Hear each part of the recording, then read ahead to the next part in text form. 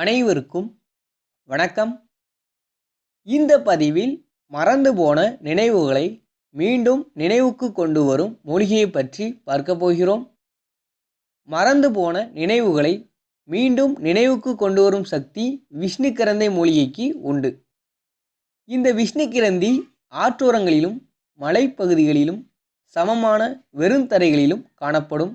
வெள்ளை நிறத்தில் பூக்கும் விஷ்ணுக்கிரந்தி மூலிகையை அப்படியே வேருடன் பிடுங்கி நீரால் அலசி பால் சேர்த்து அரைத்து உண்ண வேண்டும்.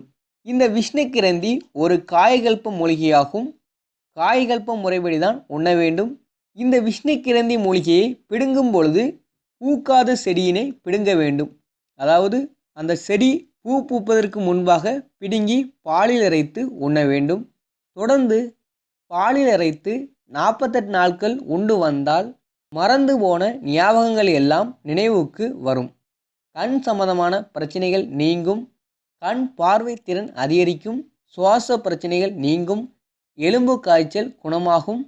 நரம்புகள் வலுவரும். உடல் வலிமை வரும். உடல் காயகல்பமாகும். நன்றி, வணக்கம்.